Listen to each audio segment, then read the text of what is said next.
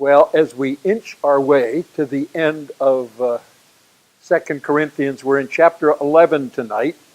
And specifically, we're going to begin to look at about verse 23. But let me just remind us of where we are. We didn't meet last week around 2 Corinthians. And I find I need to remind myself. So Paul is in these last 3 chapters, or actually 4 chapters of Corinthians, chapters 10 to 13, preparing for his coming back to Corinth. And one of the great issues is that some false teachers have intruded into the church there. And they share certain characteristics. First of all, they're from a Jewish heritage. But they are apparently very familiar with Greek culture because they've adopted some of the primary values of Greek culture. But Paul's concern for them goes on several levels. One is that they are false teachers. And in chapter 11, verses 3 and 4, he's labeled them fairly clearly.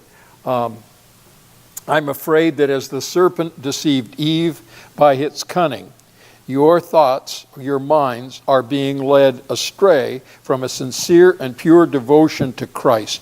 For if anyone comes and proclaims another Jesus than the one we proclaim, or if you receive a different spirit from the one you received, or if you accept a different gospel than the one you accepted, you put up with that readily enough. Now that's Paul's great concern. These people are coming. They are posing as having a special authority and a special, we'll see it next week, special visions and insights into spiritual truth that puts them on a category that is far above Paul. And they have systematically both promoted themselves and undermined Paul. They've raised issues about him, the issue of how he uses money, the issue of his lack of speaking ability in terms of the Greek style. And what is saddest to Paul about this is not that they are present, but that they are influencing a good portion of the Corinthian church. How much isn't clear, but he writes as if they are in terrible danger as a church. So he feels himself forced to answer them in kind, to speak as they are speaking. They adapt strongly to this cultural idea that people who are strong and significant promote themselves and boast about themselves and play themselves up. And the reason Paul didn't is because he didn't have anything to say that he could promote. And he says, in effect, they're noted for their boasting, and boasting is foolish. But it's the only language you seem to understand, so I'm going to have to boast back. Now, we need to understand boasting and self-acclaim like this was very much part of the Greco-Roman world. For example, Augustus Caesar had written a book, and it promoted it around the empire of his great deeds that make him worthy of being the emperor and following. And he's constantly talking about his exploits. As a matter of fact, they were engraved on a monument in virtually every Roman city of any significance. So the idea that great men do great things and say great things about the great things that they have done is the way they're going. But Paul has begun this whole issue by saying, I beseech you by the gentleness and meekness, the humility of Christ. Let him who boasts, boast in the Lord, he said back in chapter 10. But I'm going to boast like a fool. I'm going to talk the way a fool does because you understand that. Now, we looked at it last week in terms of where he begins. And so what scholars call the fool's talk sort of has this brief introduction just to look, for example, at verse 21. In the middle of the verse, it begins a new paragraph. But whatever anyone else dares to boast of, I'm speaking like a fool, I also dare to boast of that. So now he's beginning his foolish boasting. And the first segment of it we looked at last time is he's saying, well, let's compare credentials. I more than match up with them. Are they Hebrews? So am I. Are they Israelites? So am I. Are they offspring, seed of Abraham? So am I. I have every bit of Jewish credentials to people for whom that matters as they do. Are they servants of Christ? Now, he doesn't believe they are. He's already said they're ministers of Satan, but they're claiming to be it. He takes them at their word, and for the sake of argument, are they servants of Christ? I am better. I'm talking like a madman. Or I am literally more. I'm more of a servant than they are. Now, Paul could have gone on at that point and talked the way he does in the book of Romans when he's talking to the Roman believers and he's explaining to them sort of why he wants to go on and plant churches elsewhere. But let me just read what he says in chapter 15. On some points, I have written to you very boldly by way of reminder because of the grace given me by God to be a minister of Christ Jesus to the Gentiles for the priestly service of the gospel so that the offering of the Gentiles might be acceptable, sanctified by the Holy Spirit. In Christ Jesus, then, I have reason to be proud of my work for God. So that's a very different kind of thing here, but the reason he's wanting to say this is because he wants them to support them in his next missionary endeavor. I will not venture to speak of anything except what Christ has accomplished through me. Now that's his whole point. It is not about me. It is about what Christ has accomplished through me to bring the Gentiles to obedience. By deed, word and deed, by the power of signs and wonders, by the power of the Spirit of God, so that from Jerusalem and all the way around Illyricum, which is modern Albania, approximately in that area, I have fulfilled the ministry of the gospel of Christ. And thus I make it my ambition to preach the gospel, not where Christ has already been named, lest I build on someone else's foundation. And he goes on. So Paul could have said, listen, I've planted more churches, I've been in more places, I have preached more sermons, I have begun to write more books than anyone else. But he says, I'm more of a servant, and then I'm a fool for talking like this. And then now he gives his list that, as it were, are his credentials. But the important part of his credentials is that they are upside down. He's going to boast in things that these people would never thought of boasting about or achieving in because they are not positive but negative. So they fall into three categories. First of all, beginning in the middle of verse 23, down to verse 27, he's going to talk about external circumstances that he's experienced. And then in verses 28 and 29, he'll talk about internal pressures.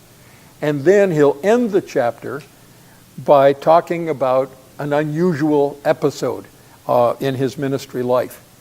And it's interesting as we go through this.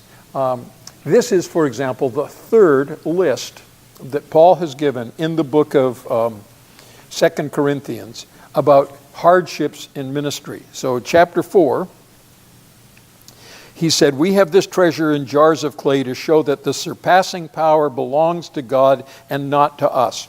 We're afflicted in every way, but not crushed, perplexed, but not driven to despair, persecuted, but not forsaken, struck down, but not destroyed, always carrying in the body the death of Jesus, so that the life of Jesus may be manifested in our bodies. For we who live are always being given over to death for Jesus' sake, so the life of Jesus may be manifested in our mortal flesh. So death is at work in us, but life in you.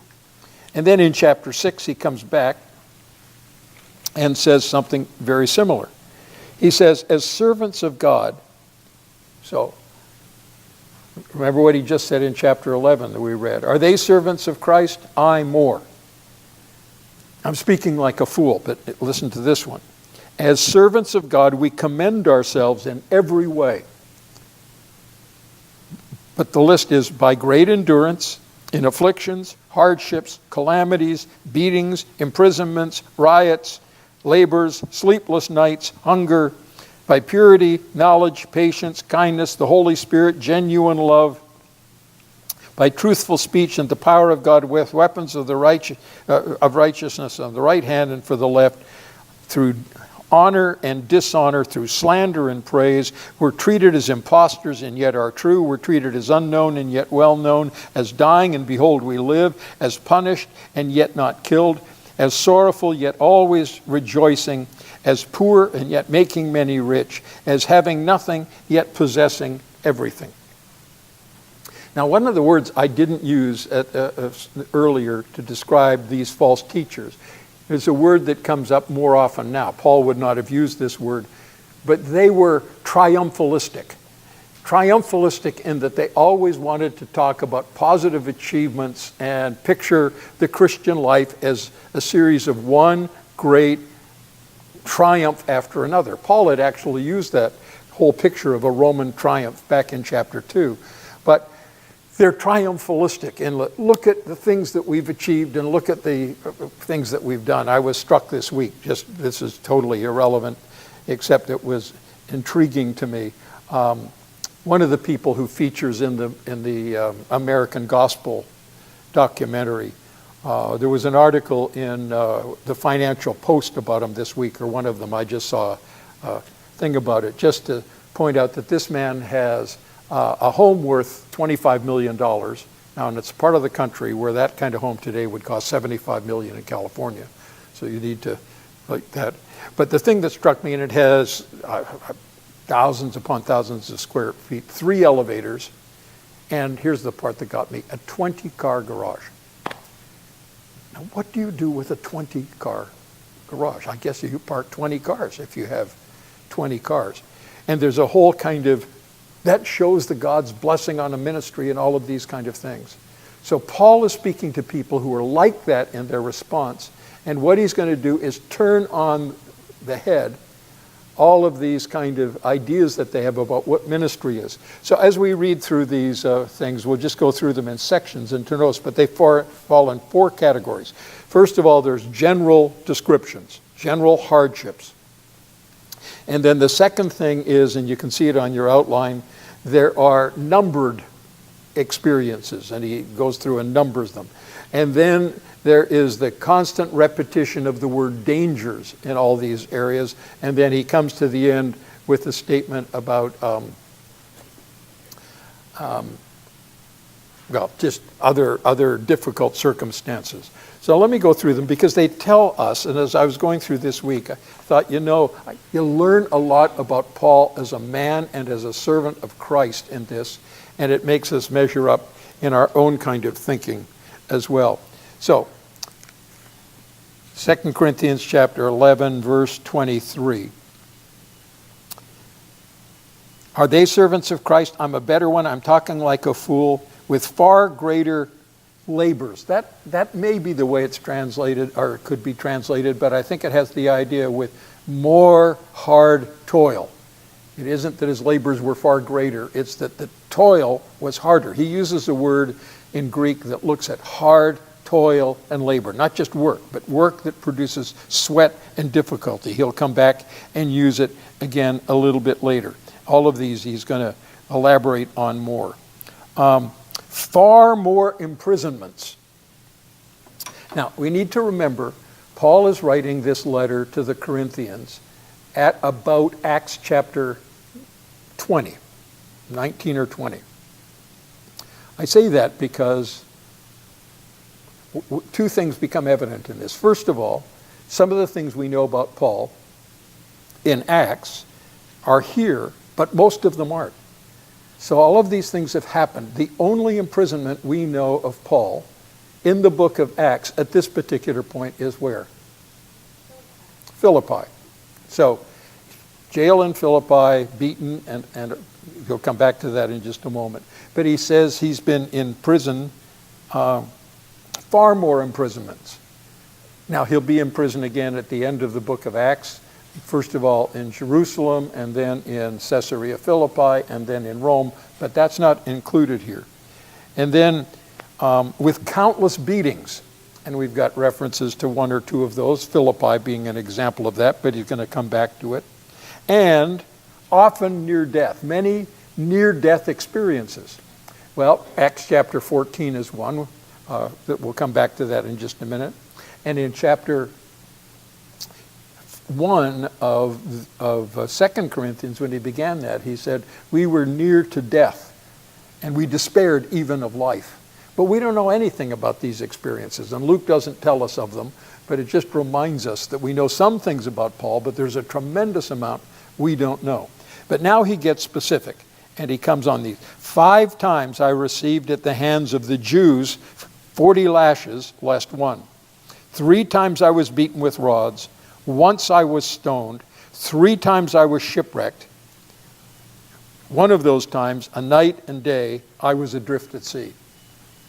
So he numbers these ones to go through them. Let me just walk them through. 5 times I was beaten with rods. I received of the Jews the 40 lashes, lest one.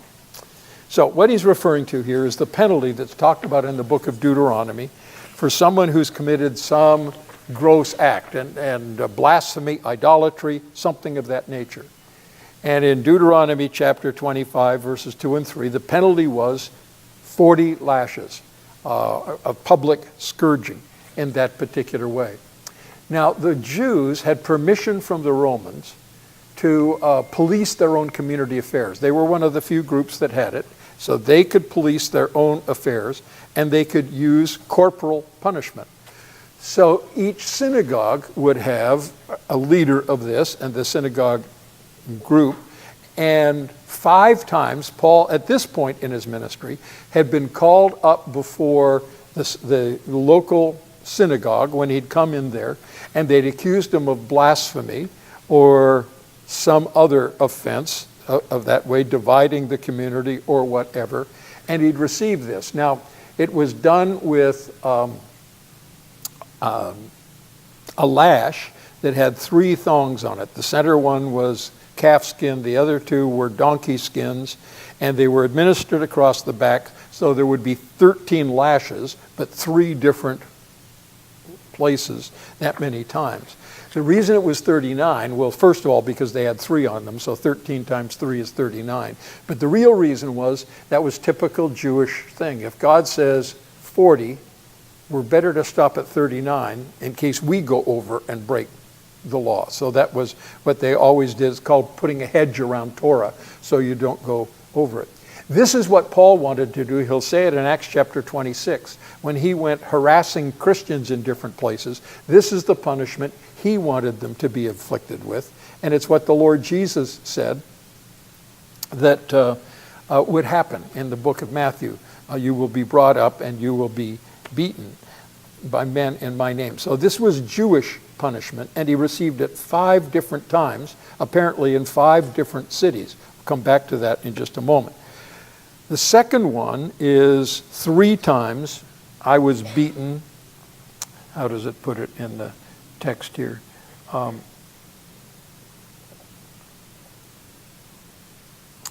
3 times I was beaten with rods. That is the Roman punishment. So a person who was called a lictor had a bundle of elm and cedar rods, and they would put them across the back of somebody as many times as they chose. Now, in contrast to the Jews, who at least had a limit of 39, there was no such limit in terms of the Romans. And so this is what it was inflicted. This is what happened to Paul in the book of Acts, as you remember, when he's in Philippi. And it says in that particular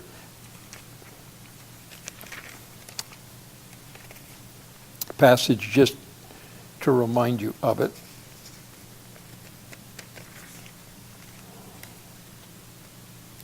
Sorry, this is a new Bible, so it had larger print, but the pages are still all stuck together. With this, it says, when it was day, the magistrate sent the police, saying, pardon me, I'm jumping down. Said he took them the same. I'm going to find this somewhere.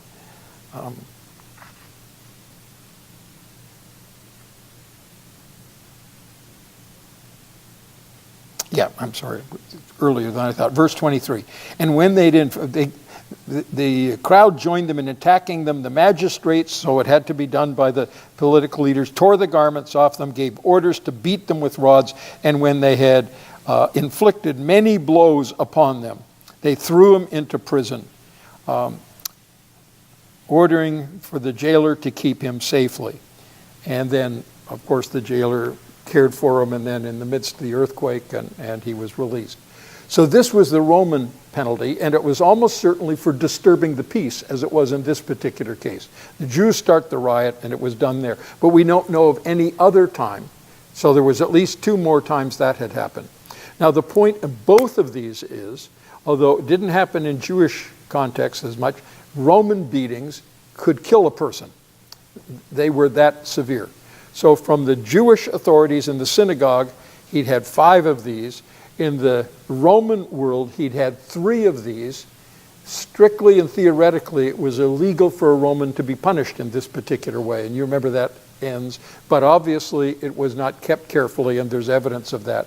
And then the next one is mob violence. So he suffered from Jewish violence, Gentile violence, and mob violence. One time I was stoned, and that's in Lystra in Acts chapter 14. And then 3 times I was shipwrecked. We have no record of those in the book of Acts. Now, at the end of the book of Acts, he'll be shipwrecked on his way to Rome. But 3 other times, up to this particular time, in his missionary travels, he'd been shipwrecked. Boats were wooden, they weren't very, probably the kind that he could afford to go on, were not very well kept and looked after, and he was shipwrecked. And one of those times it went down, and he was left clinging to debris for a day and a night in the sea, which means they were far enough from shore so there was no possibility of paddling in or swimming in. So as you read this, these were not the things you don't normally go and boast about. I was beaten by Jewish synagogue leaders and I was beaten by Roman leaders without trying to explain it. He just lays it out there, and I was stoned by mob violence. What does that tell you about Paul?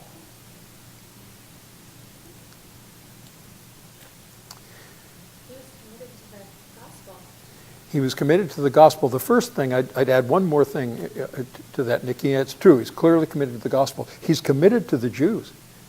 I mean, he went back 5 times to synagogues. He could have gone to one and said, if that's where they're going to treat me, I'm not going back.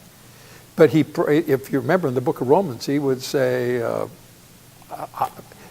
I'd be willing to be cut away from Christ for the sake of my brothers, the Jews. So he's the apostle to the Gentiles, but he keeps going to Jewish synagogues, and he knows that he's not going to get a friendly thing there, but he's committed to the gospel very clearly. I mean, that's why, but he's committed to the Jews to keep going back to them over and over and over, and then the Roman authorities. So there's this commitment to it. The other thing it tells me is, I don't know what your image of Paul is, but you don't go through 8 ordeals like that of judicial punishment without being battered in body in some significant way. So he was a tough little guy. I mean, he knocked him down. I love the story in Acts, and obviously it's God's grace, but they stone him thinking he's dead. And the brothers come around him, and he gets up and goes into the city and preaches.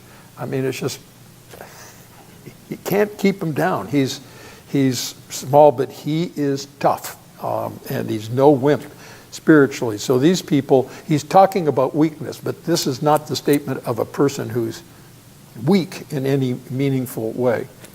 So then we go on to the next bunch of these. Need to go back to 2 Corinthians in my Bible. And now he gets into this repetition of the word danger, and he repeats it 8 times, just in case we missed the point that he experienced danger. I was on many journeys, and the point of this is these are part of being an itinerant, moving from place to place to take the gospel. And that meant traveling by sea, shipwreck. It meant traveling through difficult places, and we think of the story of the Good Samaritan and the robbers who were there to prey on people like this. and all of these financial things. So much of it is that. In danger from rivers, because crossing a river had its own danger, and that may have been where there was some of the boat went down or whatever else that he was on. Danger from robbers, dangers from my own people, the Jewish people, danger from Gentiles, danger in the city, mob violence, danger in the wilderness, probably because it was just difficult in all kinds of ways. And even out there were robber bands who'd moved away from the city. Danger at sea, danger from false brothers, meaning people who were false teachers who were coming in to do things there. So he just lists those kind of things. And now he gives a series of statements. In toil and hardship. Now in 1 Corinthians 2, he uses that to refer to his ongoing ministry, toil and hardship, and some of it relates to the fact that he worked by day to support himself, and then he preached when most people were taking their siesta. The way it worked in the Mediterranean world, and it still does there, in many places, is that you would work in the morning hours, you would take off the afternoon hours and go home and sleep, and then you'd go back to work, and then there would be meals until late in the night in the cool of the day before air conditioning was part of their life. So he's talking about toil and hardship. And then he says, through many sleepless nights. We're not told why he was sleepless. It may have been because he was working both to preach the gospel and to build up the church. It may have been because of pressures and anxiety and concerns in those particular ways. In hunger and thirst. Those would be his travels and being in difficult places. And also, he didn't have very much money. That's why he was having to support himself. So they may not have been able to afford it. Often without food. Now the Greek word there is usually translated in fasting. But everybody's convinced, not talking about ritual fasting, religious fasting. It's that he didn't have food to eat. He was without food in that particular way. And then he ends in cold, and the ESV translates it exposure. The Greek text says in cold and nakedness, which didn't mean he was going around naked, but it meant that he didn't have many clothes. And it can get very cold in Turkey and in the mountains of Turkey when you're traveling by foot on those places in the wintertime. And you need to think of Paul making his way with the turban across there, and a cold front comes through, and in snow and in other situations that occur. And he's caught in those particular contexts. So those are the external circumstances of his ministry. And this is his list of his credentials. I've had all these terrible things happen. Now he comes and says, and I'm always struck by the way this verse begins, and apart from other things, and that's one way of translating it. Another way of translating it is apart from such external things. So he could have gone on and added other things to his list. But I'm inclined to think he's saying here, and apart from such external things, because most of these just deal with outward circumstances, on to say, there is the daily pressure on me of my anxiety for all the churches. And now he's talking like a father. And he's concerned about his spiritual children. And his anxiety about having to leave and being forced out of Philippi when they weren't ready for him to leave, of being in Thessalonica and being forced out of there, of the riot that occurred in Ephesus, and he had to leave Ephesus before he wanted to. In Corinth, the same thing had happened. And also in Corinth, you have his concern for the church because of the whole stuff. I mean, the book of 1st and 2nd Corinthians and false teachers coming in. And is it all going to fall through? Is there going to be an ongoing testimony to Christ and his work in this particular way? And Paul is saying that I have a shepherd's heart, and the flock is in danger, and I'm concerned about them. And then he has concern for the churches, and it's not just the churches he's planted, because he writes a letter to Rome. and he'd never been to Rome. He writes a letter to Colossae. He'd never been to Colossae. He's taking up a collection for Jerusalem. And he was persona non grata in Jerusalem and had not been there for a long time. So Paul's concern here is for the church of Christ. I care about the church, and I care what's happening to God's people. And it bothers me when I hear of troubles and turmoils and challenges in these places. And I must confess, that is a good reminder to us when we hear about churches having struggles. Sometimes there's a kind of feeling of, well, look, they deserve that. And Paul would be weeping over what's happening to God's church and God's people. And then he gives an illustration on both sides of that. He says, who's weak without me being weak? Feeling their weakness. And he's talking about young Christians who are stumbling and struggling, and he feels their weakness, and he comes alongside them, and he wants to bear them up under it. And then the other side of that is, who is made to fall, and I am not indignant? When I hear about intruders coming in and overthrowing the faith of certain believers and causing them trouble, I burn. Actually, that's the word that's used. I burn with anger at that. I hate when God's people are misused and abused. And that's part of his whole passion in this thing, writing against these false teachers, because they're abusing the sheep of Christ. And I burn with anger at that. So that's his list of things, and now he's going to talk about an episode. But first of all, he does his little hesitation dance again. That's a trivial way of putting it, but he said, if I must boast, I'll boast of the things that show my weakness. I am not going to be like them, that I'm trying to impress you with my achievements and my credentials and my accomplishments and all of these positive things. That list that I've just talked about, that's my weakness. And then, in case, because he knows he has to convince these people before God, he uses what's an oath formula. The God and Father of the Lord Jesus, he who's blessed forever, he knows I'm not lying. I'm saying this in the presence of the omniscient God who knows and sees everything. I'm not lying when I write about these things that I've gone through, because he's trying to drive home to these people what it means to be a legitimate servant of Christ. It's utterly different from what they're hearing and seeing from the false teachers. So now he tells this little story. At Damascus, the governor under King Aretas was guarding the city of Damascus in order to seize me. But I was let down in a basket through a window in the wall, and I escaped his hands. Now, let's backtrack a little bit. Paul was converted on the Damascus road. Just as he was approaching Damascus, the Lord appeared to him. He was converted. He was struck blind in the presence of the Lord and went into Damascus.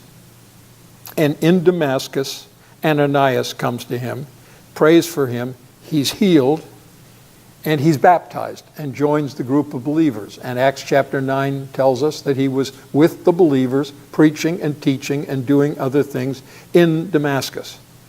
So that's where he begins his ministry. Then Paul in Galatians chapter 1, verse 17 says, he went into Arabia. Now, Arabia doesn't mean what we think of. We tend to think of Saudi Arabia. It means, in effect, the lands on the other side of the Jordan River. And the major area around there was called Perea, Nabatea, Nabatea. And the king of Nabatea was a man named Aretas IV. He was king from 9 BC to 40 AD. And this is right around 35 AD at this particular point, relatively shortly after Paul's conversion. And Aretas was connected. It was Aretas's daughter that was married to Herod Antipas. And you remember Herod Antipas divorced her so he could marry another woman, and John the Baptist said, you can't, you're taking another man's wife, and so forth. And Aretas had started a war against Antipas for the way he treated his daughter at this particular point. So he's a big man in the area, and he controls that area. His capital is down in Petra. So down below the Dead Sea, down in that particular area, famous tour resort, and Indiana Jones lived there at that particular time. And so Paul is in Arabia, and he doesn't explain what he's doing.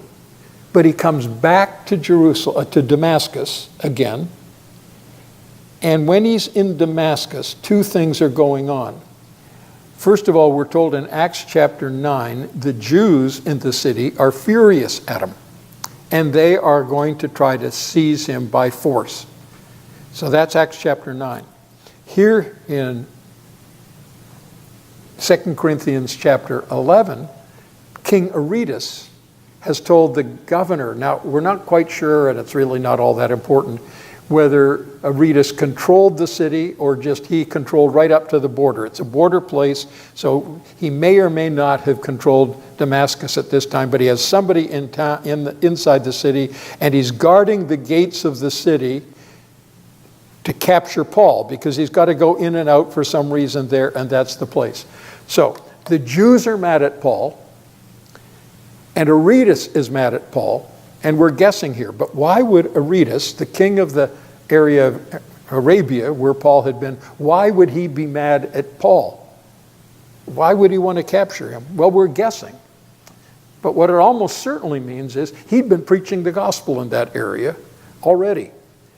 Before he ever launched his Gentile mission, he'd been actively involved. He hadn't gone into Arabia, as I used to think when I was younger, and I think people had said, he wasn't out in Arabia sitting under a tree getting revelations from the Lord. He was preaching and serving the Lord, and he's got the king mad at him. And so his simple ending of the story is they were guarding the city of Damascus in order to seize me. I was inside. They were going to get me if I came outside. But I was let down in a basket through a window in the wall, and I escaped his hands. Which is,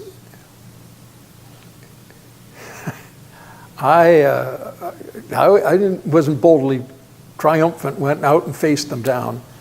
I became, to use our thing, I became a basket case. I was let down and surreptitiously made my way out of town. Now, this was right at the beginning of Paul's Christian life. And the question is, why is he using this story?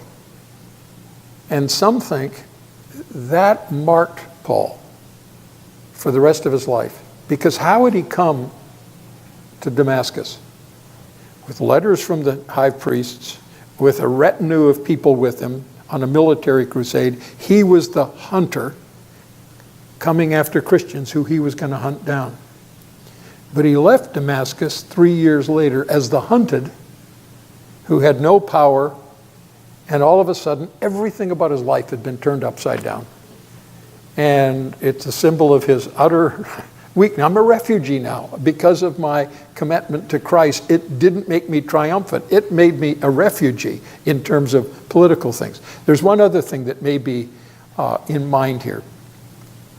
The highest military honor for a Roman soldier was called the corona. You know the word, well, the word for beer in Mexico, but it means crown. The corona muralis. Mural, we have the word mural, wall.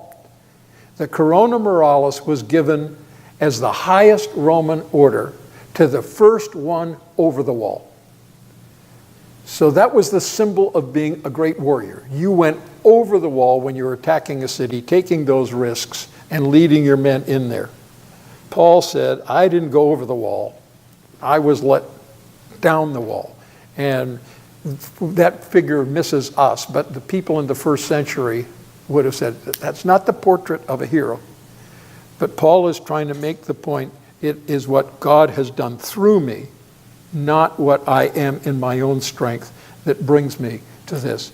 And so he has embraced the fact of a Christian's role in the world is not a role of triumph and comfort and pleasure, and serving the Lord will not mean acclaim and fame. It will also mean challenge. But that was the way of Christ. That was the way he lived. That was what he experienced. He was following a crucified Lord, and he should not expect to be triumphant. And it's a lesson for us, because we know the culture's changing. And in California, it's not like it is down in the south of the United States, but because in the south of the United States, culture and Christianity were wedded so closely together. California has always been more secular. So we don't notice as much here, but there's the whole sense of the culture's changing. And we're no longer, we don't have home field advantage anymore. I mean, it's going to be really interesting to see what happens. This case going to the Supreme Court related to homosexual rights and things like that. And if that goes the way it might go, you would just think, what is the challenge going to be like now? Ramped up entirely. I mean, everything is changing. And we don't have the culture supporting us. We're now living counterculture in a way that has not been the case for American Christianity for a long time. As I said, less true in California and in the Northeast than it is in the South and maybe the Midwest in the country. So what does it mean to be a Christ follower in situations like that? And Paul is giving us here something about what should our expectations be of what the world is going to do, and what should we expect about what God is going to do through us, his Spirit in us. And that's where he's going to go in chapter 12. Okay. I didn't stop and pause and ask questions for this. Let me just see if there are any observations you have, things that you want to reinforce or observe.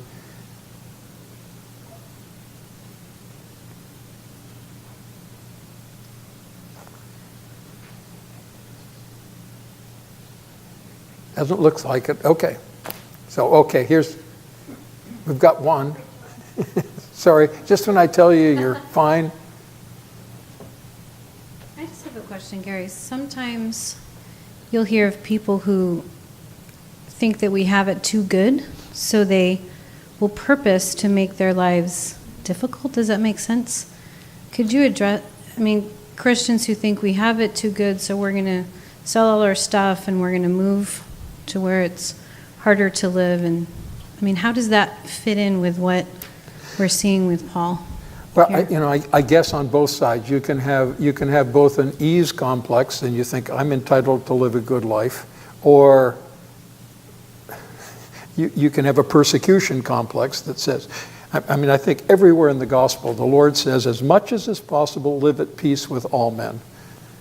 So rather than think I've got to go out and make it as hard as myself, I'm to try and seek to live at peace with all men. And Paul says, we're to pray for kings and those who are in authority that we may lead quiet and peaceable lives. So we're not trouble seekers. But I think if we're really living as Christians, we'll probably be trouble attractors in particular ways. I'm not sure whether that addresses what you're saying. Yeah. I like what you said, how you put that when you said that Paul came to Damascus the hunter and 3 years later left the hunted. And the way that he's boasting here, it's not like they can say someone bought Paul. The fact that he turned away from what he was doing or what he'd gone to Damascus to do, he didn't make him rich. He's very clear that he paid a price for this. Do we have... That seems like it would be a big deal in Jewish history. Do we have any writings outside of the Bible that talk about this Jew who once persecuted Christ followers and then became one? There's none that are independent of Christian literature and people in later centuries who were attacking Christians, but nothing independent of that. So, do Jews acknowledge that he was a real person? Do Jews acknowledge he was a real Christian? That Paul was a real person. Oh, real person? I think most of them actually go further than that and tend to blame Christianity on Paul and say he was the one who reinterpreted Jesus to turn him into this Gentile person, and you'll hear a lot of people saying, Paul's the reason we have all this trouble believing that he was more than a man and was risen and all of these kind of things. Wow. So yeah, Paul gets blamed by certain who are looking for a way to try and even you even have Paul used that way when it comes. Well, I've heard people from your background quoted as having said, I haven't heard them say it, but saying, Jesus I like, but Paul, no, I don't want Paul. Yeah. So Wow. so Paul gets it from all sides.